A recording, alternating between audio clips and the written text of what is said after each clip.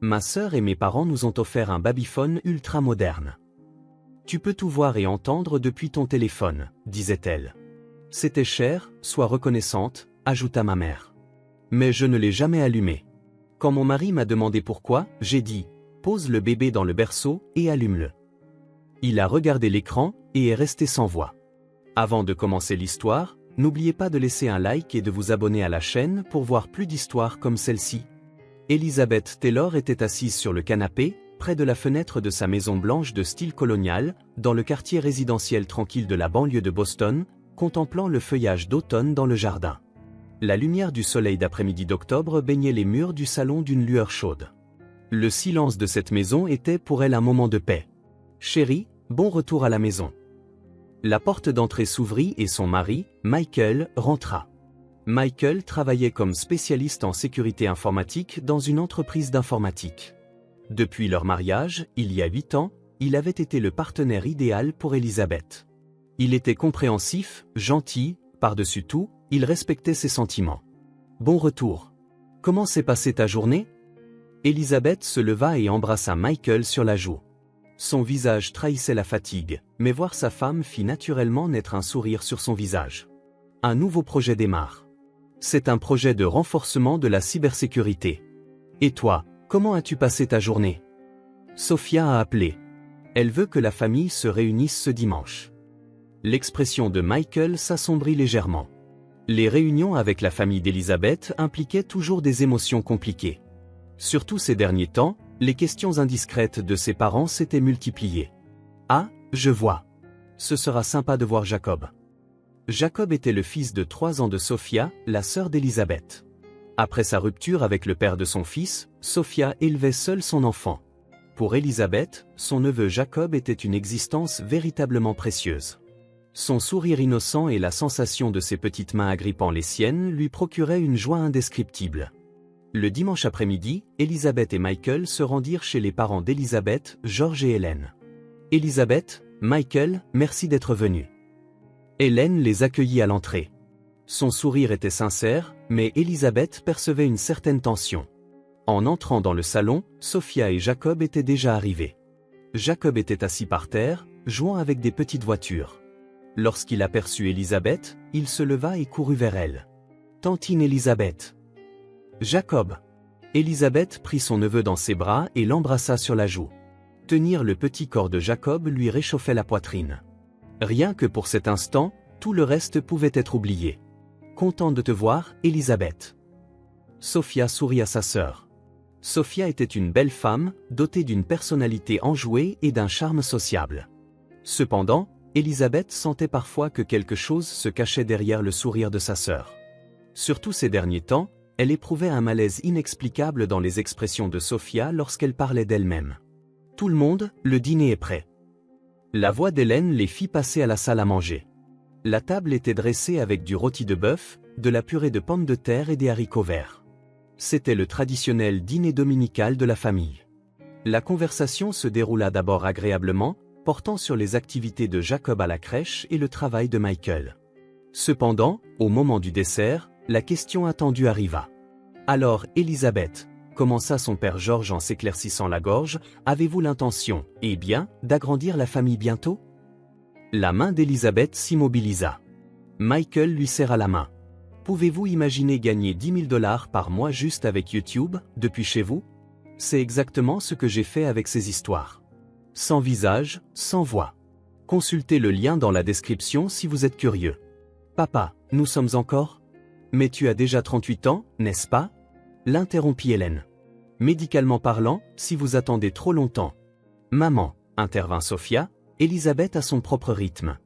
Ce n'est pas bien de lui mettre la pression. Elizabeth lança un regard reconnaissant à sa sœur. Cependant, les mots suivants de Sophia la déroutèrent. Mais quand je vois Jacob jouer avec tantine Elizabeth, je pense qu'elle ferait vraiment une mère merveilleuse. Elle a des instincts maternels naturels. La table tomba dans le silence. Elizabeth sentit qu'il y avait une intention cachée derrière les paroles de sa sœur, mais elle ne parvenait pas à la déceler. « Oui, » répondit doucement Elizabeth, « mais pour l'instant, nous voulons y réfléchir à notre rythme. » Après le dîner, Elizabeth et Michael partirent tôt. Dans la voiture, Michael prit la main de sa femme. Ta famille est aimante, mais parfois, ils dépassent les limites. Oui, Elisabeth regarda par la fenêtre. Mais ils ont de bonnes intentions. C'est juste. Juste quoi? Dernièrement, j'ai l'impression que le comportement de Sophia a un peu changé. Je ne peux pas l'expliquer, mais quelque chose est différent. Michael regarda le profil de sa femme. En 8 ans de mariage, il savait que l'intuition d'Elisabeth était aiguisée. Que veux-tu dire précisément? Je ne sais pas. C'est juste que quand elle parle de moi, son expression est comme si elle m'observait. Elisabeth secoua la tête après avoir entendu ses propres mots. Je réfléchis probablement trop. Ma sœur s'inquiète juste pour moi. Cependant, cette nuit-là, Elisabeth ne put dormir pendant longtemps. Les mots et les expressions de Sophia ne quittaient pas son esprit. Décembre arriva et Boston revêtit son manteau d'hiver. Les vitrines des magasins au coin des rues étaient décorées de sapins de Noël et une fine couche de neige s'était accumulée sur les trottoirs. La maison d'Elisabeth et Michael arborait également un petit sapin de Noël dans le salon, accueillant une période de fête tranquille, rien que pour eux deux. Le soir du réveillon de Noël, la traditionnelle réunion de famille eut lieu chez ses parents. Un feu crépitait dans la cheminée et des cadeaux colorés étaient alignés sous le sapin. Jacob courait avec excitation autour des cadeaux tandis que les adultes discutaient autour d'un chocolat chaud réconfortant. Maintenant, c'est l'heure de l'échange des cadeaux. Hélène frappa dans ses mains pour rassembler la famille. Comme chaque année, la famille échangea les cadeaux qu'ils avaient choisis. Jacob ouvrit son cadeau le premier et poussa un cri de joie en découvrant un nouveau coffret de livres d'images. Elisabeth, ceci est pour toi. Sophia tendit une grande boîte. Surprise par le poids de la boîte, Elisabeth échangea un regard avec Michael. Sophia, une si grosse chose. Tu es sûre, financièrement? Ne t'inquiète pas, je ne l'ai pas choisi seul. Papa et maman m'ont aidé à le choisir. George et Hélène hochèrent la tête. Pour une raison inconnue, une tension flottait dans leurs expressions. Elisabeth retira soigneusement le papier cadeau. Ce qui émergea de la boîte était un babyphone dernier cri. Il avait un design coûteux et la boîte énumérait des fonctions telles que la qualité 4K HD, la compatibilité Wi-Fi, la connectivité smartphone et la communication vocale bidirectionnelle. En regardant le prix, Elisabeth eut le souffle coupé. C'était un produit cher, coûtant plus de 400 $. C'est un babyphone. C'est exact. Les yeux de Sophia pétillaient.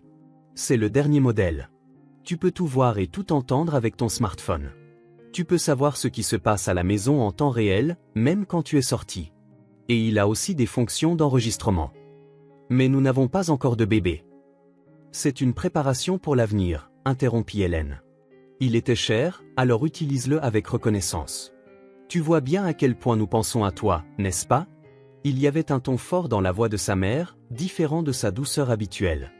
Elisabeth se sentit mal à l'aise, mais estima qu'il n'était pas approprié d'exprimer ouvertement des doutes devant la famille. Merci à tous de m'avoir offert une chose aussi chère.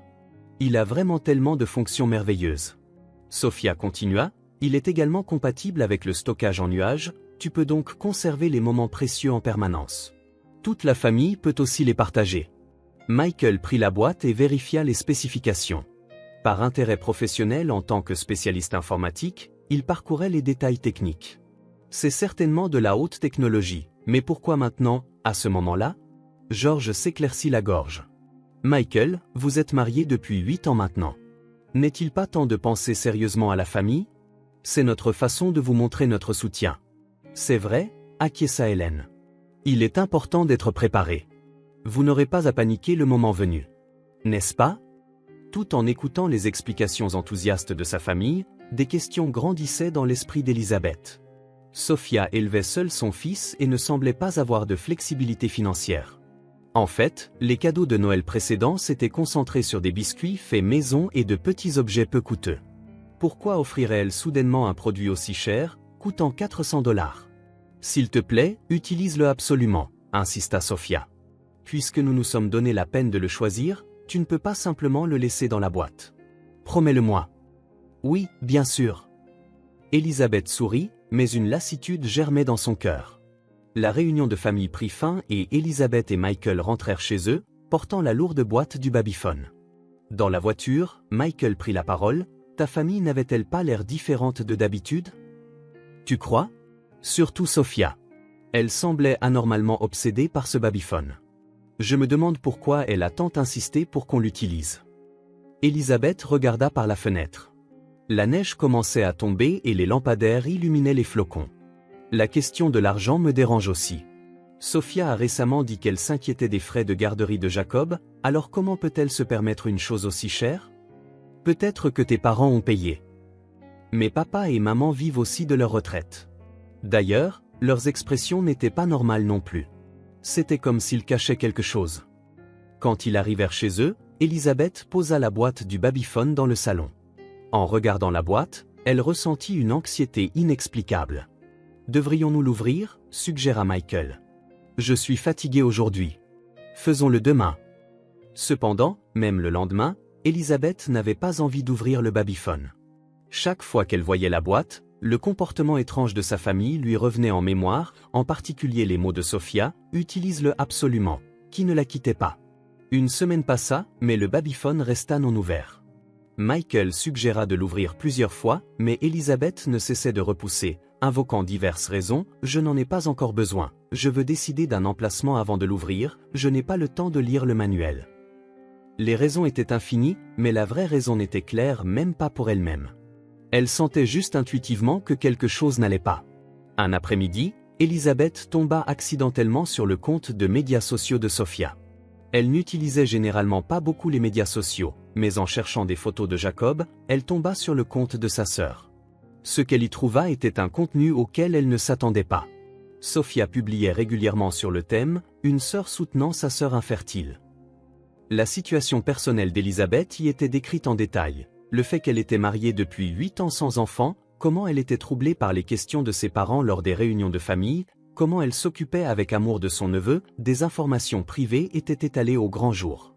Ce qui l'a surpris encore plus, c'est le nombre élevé d'abonnés et le taux d'engagement. Des milliers de personnes réagissaient aux publications de Sophia et laissaient des commentaires. Beaucoup étaient compatissants, mais certains étaient remplis de curiosité. Elisabeth posa son smartphone, les mains tremblantes. Elle ne pouvait pas croire que sa sœur utilisait sa situation privée comme contenu. Et en regardant la dernière publication, elle reçut un choc encore plus grand. « J'ai fait un cadeau spécial à ma sœur et à son mari. Je pense que nous aurons bientôt de joyeuses nouvelles à annoncer. Toute la famille les soutient. » La publication incluait une photo prise le soir de Noël. C'était le moment où Elisabeth avait reçu la boîte du babyphone. Elisabeth se leva et cacha la boîte du babyphone au fond du placard. Elle en était venue à détester même regarder la boîte. Ce cadeau cachait quelque chose au-delà de la gentillesse apparente. Convaincue de cela, elle n'avait aucune intention d'allumer un jour ce moniteur. Ce soir-là, quand Michael rentra, Elisabeth lui parla des médias sociaux de sa sœur. Michael écouta l'histoire avec une expression sérieuse. « C'est un problème. Ta vie privée est violée, mais il est difficile de la confronter directement. Cela détruirait les relations familiales. C'est vrai, mais nous ne pouvons pas non plus laisser faire. » Les deux parlèrent longuement mais ne trouvèrent pas de solution claire. Fin mars, le printemps commençait enfin à se faire sentir à Boston. Elisabeth et Michael entreprirent un grand nettoyage de printemps pour organiser les objets inutiles qui s'étaient accumulés pendant l'hiver. 3 mois s'étaient écoulés depuis Noël, et ce babyphone semblait complètement oublié. « Chérie, qu'est-ce que c'est que cette boîte au fond du placard ?» La voix de Michael venait du placard. Elisabeth arrêta l'aspirateur et se retourna. Son mari tenait cette détestable boîte de babyphone. Le visage d'Elisabeth devint pâle. Pendant 3 mois, elle avait essayé d'oublier son existence, mais voir la boîte ravivait tout le malaise du soir de Noël. « C'est le babyphone que nous avons eu pour Noël. Je ne l'ai toujours pas ouvert. » Michael prit la boîte et la porta dans le salon. « Pourquoi ne l'utilises-tu pas alors que ta famille te l'a offert? Il était cher, n'est-ce pas? Parce que je n'en ai pas besoin. » La voix d'Elisabeth tremblait. Mais en pensant à l'avenir, Michael lut les spécifications sur la boîte. Qualité 4K, compatible Wi-Fi, connectivité smartphone. C'est assez high-tech. Au moins, on pourrait l'ouvrir et voir à quoi ça ressemble, non?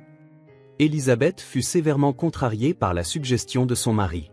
Son rythme cardiaque s'accéléra et de la sueur commença à perler sur ses paumes. Elle ne comprenait pas pourquoi elle manifestait une telle réaction de rejet. « Michael », la voix d'Elisabeth était faible et tremblante. « Si tu veux vraiment le voir. » Elle prit une profonde inspiration et continua d'une voix chevrotante, « Mets un oreiller dans un berceau, puis allume-le. » Un oreiller dans un berceau? Nous n'avons pas de berceau. Il y a un vieux berceau dans le placard de la chambre d'amis. L'ancien résident l'a laissé. Sors-le, mets un oreiller dedans et allume le moniteur. Michael était confus par l'état anormal d'Elizabeth. Il ne comprenait pas pourquoi sa femme donnait des instructions aussi précises et pourquoi elle était si contrariée. « Elizabeth, ça va? Tu as l'air pâle. S'il te plaît, essaie juste. » Michael décida de se plier à la demande de sa femme. Il sortit le vieux berceau du placard de la chambre d'amis et l'installa dans le salon. Il y plaça un oreiller et ouvrit la boîte du babyphone. Ce qui en sortit était une unité de caméra blanche au design sophistiqué et un écran de moniteur de la taille d'un smartphone. Il lut brièvement le manuel et installa la caméra près du berceau. « J'allume. » Quand Michael actionna l'interrupteur, l'écran du moniteur s'illumina. Au début, cela ressemblait à un écran de babyphone normal. Le berceau et l'oreiller étaient clairement affichés. « Regarde, ça fonctionne correctement. La qualité de l'image est bonne et l'audio est clair aussi. » Cependant, par habitude professionnelle en tant que spécialiste informatique, Michael observait attentivement les détails de l'écran. Puis il remarqua des lettres affichées dans un petit coin de l'écran, facile à manquer, REC. Des lettres rouges indiquant l'enregistrement en cours. « Elizabeth, c'est en train d'enregistrer. »« Je sais. » La voix d'Elizabeth était faible. Michael examina l'écran de plus près. En ouvrant le menu des paramètres, l'état de la connexion Wi-Fi s'afficha, et le nom du réseau affiché le glaça. La destination de la connexion était un réseau nommé Sophia Home Private. Ce n'était pas leur réseau Wi-Fi domestique. Qu'est-ce que cela signifie? Michael était sensible à de telles connexions réseau suspectes en raison de sa profession. Il commença à enquêter plus en détail sur les paramètres. Destination de transmission de données, paramètres de stockage en nuage, autorisation d'accès. Plus il enquêtait, plus un frisson lui parcourait l'échine. Elizabeth, ce moniteur transmet des données à des serveurs externes. De plus, les permissions d'accès sont configurées pour plusieurs utilisateurs. Elizabeth s'affaissa sur une chaise. Le moment était enfin venu pour que la vérité soit révélée. Qu'est-ce que cela signifie? Elle connaissait déjà la réponse, mais voulait l'entendre de la bouche de son mari. Michael apporta son ordinateur portable et commença une analyse technique plus détaillée.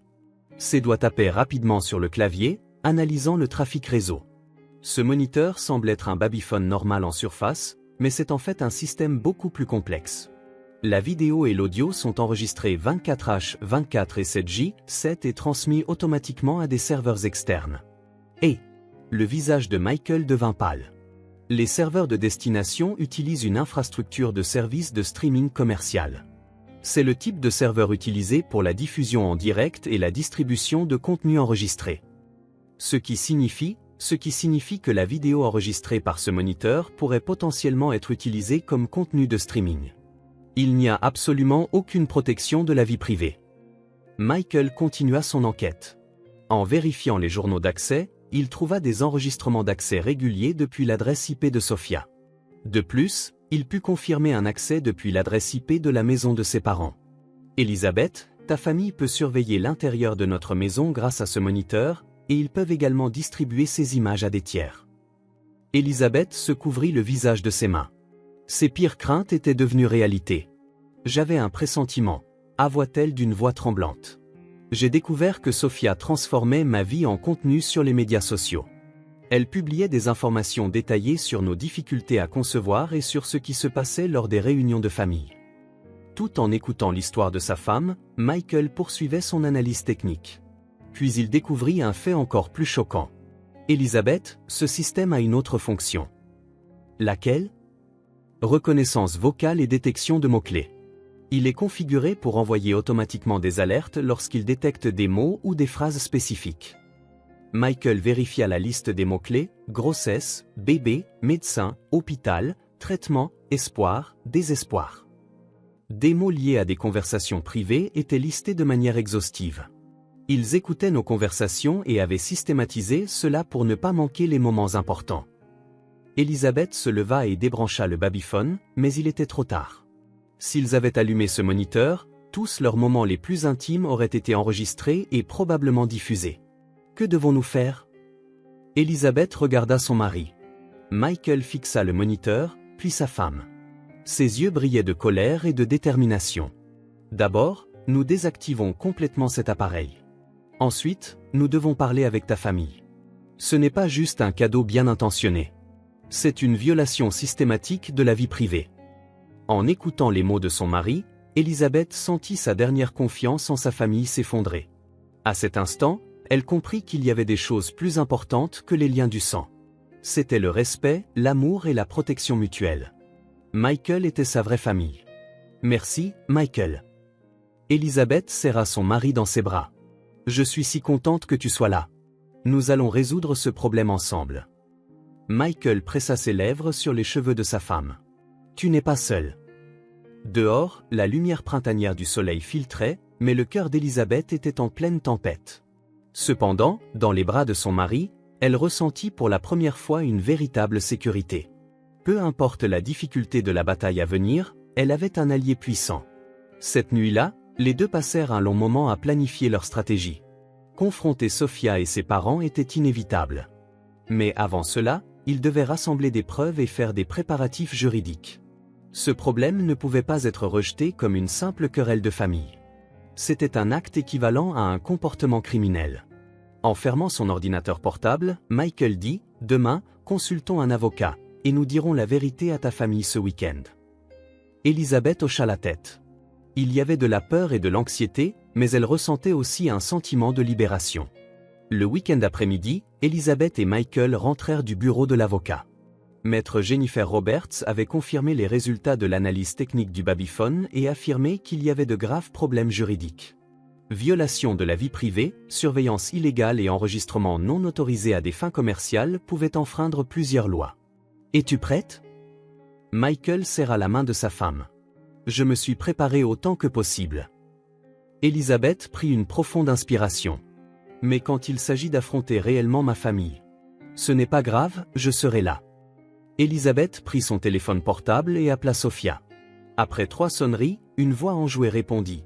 « Elisabeth, ça fait un bail. »« Quoi de neuf ?»« Sophia, peux-tu venir chez moi ce soir avec papa et maman? J'ai quelque chose d'important à vous dire. »« Quelque chose d'important ?»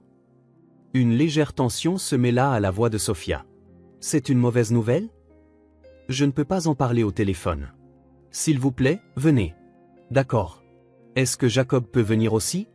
J'aimerais parler seulement avec les adultes, si possible. Peux-tu le laisser à quelqu'un ? » Il y eut un moment de silence. « C'est si grave ? » ?»« Très grave. » À 18h, Sophia, George et Hélène se rendirent chez Elisabeth. Tous les trois avaient des expressions anxieuses. Réunis dans le salon, Elisabeth plaça le babyphone sur la table. « Parlons de ça. » Le teint de Sophia changea. « Quoi à ce sujet ? Tu n'as pas utilisé le cadeau que nous nous sommes donné la peine de te faire ? Je suis contente de ne pas l'avoir utilisé. » La voix d'Elisabeth était calme mais remplie d'une ferme résolution. « Michael, pourrais-tu expliquer ?» Michael ouvrit son ordinateur portable et montra les résultats de l'analyse technique. Ce babyphone semble être un produit normal en surface, mais c'est en fait un système de surveillance avancé. Il désigna les journaux réseau affichés à l'écran. Cet appareil est configuré pour se connecter automatiquement à un réseau externe appelé Sophia Home Private et transmettre en continu la vidéo et l'audio enregistrés. George se pencha en avant. « N'est-ce pas un dysfonctionnement technique ? » « Non, répondit calmement Michael. C'est une conception intentionnelle. De plus, un système de reconnaissance vocale y est intégré, et il envoie automatiquement des alertes lorsqu'il détecte des mots-clés spécifiques. Il afficha la liste des mots-clés, grossesse, bébé, médecin, traitement. Il est clairement conçu pour surveiller mes conversations privées et celles d'Elisabeth. Hélène dit d'une voix tremblante, « Nous ne savions rien de tout cela. Puisque Sophia l'a choisi. »« Maman, tais-toi, » dit Sophia sèchement. Elisabeth fixa sa sœur. « J'ai aussi trouvé ton compte de médias sociaux. Tu utilises mes informations privées pour rassembler des abonnés, n'est-ce pas ?» La couleur quitta le visage de Sophia. « C'est pour encourager les gens ? Arrête de mentir. » Elisabeth se leva. « Tu le monétises aussi, n'est-ce pas ? Parrainage, revenus publicitaires, marketing d'affiliation. Tu commercialises mes difficultés à concevoir. » Michael ouvrit un autre écran. « J'ai enquêté en détail sur le compte de Sophia. Le revenu mensuel estimé est de 3 000 à 5 000 $. C'est pourquoi elle a pu se permettre le babyphone coûteux. Sophia garda le silence. Cependant, le silence équivalait à un aveu. Pourquoi? La voix d'Elisabeth tremblait. Pourquoi as-tu? Pourquoi une famille me trahirait-elle? Sophia se leva brusquement. Te trahir? J'élève un enfant seul. J'ai besoin d'argent. Tu as un mari et une vie stable. Je n'ai rien. Est-ce que cela signifie qu'il est normal de vendre ma vie privée? Tout le monde sympathise avec moi. Les gens ayant des problèmes similaires sont encouragés en lisant mes publications. Sans ma permission, cria Elisabeth. Tu as transformé ma vie en histoire sans ma permission et tu en as tiré de l'argent. George se leva. Sophia, ça va trop loin. Elisabeth, nous ne savions vraiment pas. Papa devait savoir aussi, dit calmement Michael. Les journaux d'accès du babyphone ont aussi des enregistrements de connexion depuis votre adresse IP. L'expression de George s'effondra. Sophia m'a demandé de... Demander de faire quoi? Insista Elisabeth. Elle a dit de juste jeter un œil sur vous deux de temps en temps. Elle m'a demandé de la prévenir s'il y avait des développements concernant les petits-enfants. Vous épiez. Le corps d'Elisabeth tremblait de colère. Vous regardiez à l'intérieur de notre maison. Hélène se mit à pleurer. Elisabeth, nous t'aimons. Nous étions juste inquiets. L'amour? Elisabeth fixa sa mère. Si vous m'aimiez, vous respecteriez ma vie privée. Si je disais que je ne voulais pas utiliser le babyphone, vous auriez dû l'accepter. Sophia rétorqua soudain avec intensité, tu es toujours parfaite. Bon mari, bonne maison, bon travail. Je n'ai rien. Quand j'essaie d'améliorer un peu ma vie, pourquoi le nies-tu?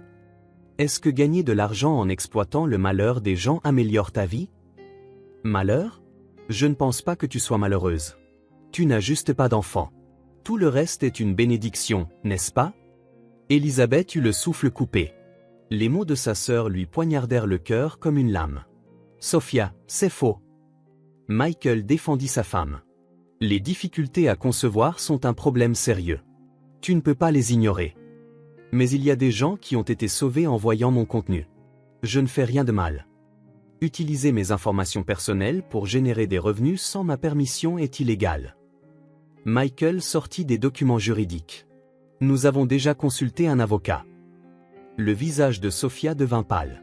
Une action en justice? Même si nous sommes de la famille? Tu as franchi la ligne la première, dit Elisabeth. Je ne me laisserai plus blesser au nom de la famille. George dit désespérément, Elisabeth, s'il te plaît. Ne portons pas les problèmes familiaux à l'extérieur. Nous devrions pouvoir résoudre cela entre nous. Résoudre, riqua Elisabeth. Pendant 3 mois, j'ai intuitivement senti que quelque chose n'allait pas. J'ai douté de moi-même, me demandant si mes sentiments étaient erronés. Mais mon intuition était juste. Vous me trahissiez. Hélène dit à travers ses sanglots, Elisabeth, pardonne-nous. Si vous voulez que je vous pardonne, commencez par supprimer le compte de Sophia et supprimez toutes les publications à mon sujet. Rendez également tous les revenus. C'est impossible, dit Sophia. Je ne peux pas supprimer du contenu qui a déjà été publié, et j'ai déjà dépensé les revenus. Alors, procédons à une action en justice, dit Michael calmement. Le silence domina la pièce. Les 4 membres de la famille nourrissaient des émotions différentes, amour, trahison, colère, peur, regret. Elisabeth se leva. Terminons en ici pour aujourd'hui. Tout le monde, s'il vous plaît, rentrez chez vous. Elisabeth, dit Hélène d'une voix suppliante. Maman, j'ai pris ma décision. Ce n'est pas parce que nous sommes de la famille que je dois pardonner tout ce qui m'est fait. J'ai le droit de me protéger. Les 3 partirent d'un pas lourd. Seule Sophia se retourna pour dire, tu as un cœur de pierre, Elisabeth. Abandonner ta famille comme ça. C'est vous qui m'avez abandonné, répondit Elisabeth calmement, quand vous avez trahi ma confiance. Lorsque la porte se referma, Elisabeth s'effondra en larmes dans les bras de Michael. Les relations familiales construites pendant de nombreuses années s'étaient effondrées en une nuit. Cependant, elle sentit aussi un grand fardeau se lever de ses épaules. Tu as bien fait, dit Michael en caressant les cheveux de sa femme. Je sais, Elisabeth essuya ses larmes. Mais j'ai vraiment perdu ma famille maintenant. Tu n'as pas perdu ta famille. Tu t'es libéré de gens qui ne te respectent pas. Cette nuit-là, Les deux parlèrent longuement de la définition de la famille, de la signification des liens du sang et de ce qu'est le véritable amour. Élisabeth comprit pour la première fois l'importance de faire confiance à ses propres émotions et à son intuition. Le lendemain matin, elle se réveilla avec une nouvelle résolution. Elle avait perdu certaines choses, mais elle en avait aussi gagné d'autres. Elle avait retrouvé confiance en elle, reconfirmé la profondeur de son lien avec son mari et reconquis le pouvoir de contrôler sa propre vie. Le babyphone fut correctement éliminé ce jour-là. 6 mois plus tard, Boston revêtait à nouveau son manteau d'hiver. Cependant, une chaleur différente de celle d'avant emplissait la maison d'Elizabeth et Michael. Les procédures judiciaires s'étaient déroulées sans heurts. Le compte de médias sociaux de Sophia avait été supprimé et une indemnisation pour violation de la vie privée avait été finalisée. Les documents sont arrivés. Michael entra dans la cuisine et posa une enveloppe sur la table. Elizabeth s'essuya les mains et ouvrit l'enveloppe. À l'intérieur se trouvaient des documents officiels d'une agence d'adoption. La date de l'entretien est fixée. La joie était revenue dans sa voix pour la première fois depuis longtemps. Vendredi prochain. Es-tu nerveuse? Michael posa sa main sur l'épaule de sa femme. Un peu, mais c'est notre chemin. Depuis la confrontation avec cette famille, Elizabeth et Michael avaient longuement discuté de leur orientation de vie. Ils avaient conclu qu'il n'était pas nécessaire de s'accrocher à la famille par les liens du sang. Les relations basées sur l'amour et le respect constituaient la vraie famille. Une lettre de Sophia est arrivée. Elizabeth prit une autre enveloppe. Devrais-je la lire? Michael secoua la tête. C'est à toi de décider. Elizabeth jeta l'enveloppe à la poubelle sans l'ouvrir. Ça ne m'intéresse plus. La sonnette retentit. Quand Elizabeth ouvrit la porte, un livreur lui tendit un petit paquet. En voyant le nom de l'expéditeur, elle hésita un instant. C'était de sa mère, Hélène. Elle a encore envoyé quelque chose, demanda Michael. Laisse-moi ouvrir. À l'intérieur du paquet se trouvait une petite couverture tricotée à la main. C'était pour un bébé. La lettre jointe contenait un court message écrit d'une écriture tremblante. Elisabeth, je te souhaite sincèrement le bonheur. Avec amour, maman. Elisabeth prit la couverture. Elle était soigneusement tricotée avec un fil jaune doux, et elle pouvait sentir l'amour de sa mère. Maman essaie peut-être de comprendre. Mais nous avons encore besoin de distance, n'est-ce pas? Dit Michael doucement. Oui, mais je n'ai pas complètement perdu espoir. Cette nuit-là, les deux parlèrent de l'avenir. Le processus d'adoption, la préparation à l'éducation des enfants et les nouvelles formes de famille. Ils étaient convaincus que des relations liées par l'amour étaient possibles même sans lien de sang. En pensant à ce babyphone, c'était peut-être une bonne chose, en fin de compte, dit Elisabeth. Que veux-tu dire? Parce que nous avons pu identifier les personnes en qui nous pouvions vraiment avoir confiance, et nous avons pu prendre la décision de construire notre propre famille. Quelques semaines plus tard, un entretien eut lieu à l'agence d'adoption. Sarah Johnson, l'assistante sociale, les accueillit avec un sourire chaleureux. J'ai examiné votre demande. Elle était très sincère. L'entretien dura environ 1 heure. On leur posa des questions détaillées sur leur vie conjugale, leurs valeurs et leurs réflexions sur l'éducation des enfants. Elisabeth parla aussi honnêtement des problèmes avec sa famille. Je pense que vous deux, ayant surmonté des circonstances difficiles, deviendrez sûrement de merveilleux parents, dit Sarah à la fin.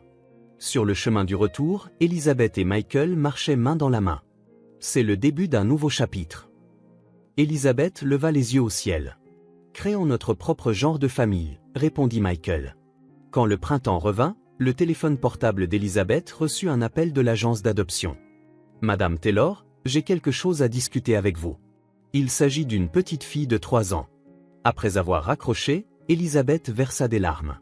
Cependant, ce n'étaient pas des larmes de tristesse, mais des larmes de joie. Michael, nous allons avoir une fille. Michael serra sa femme dans ses bras. La famille qu'il cherchait depuis si longtemps était enfin sur le point de devenir réalité.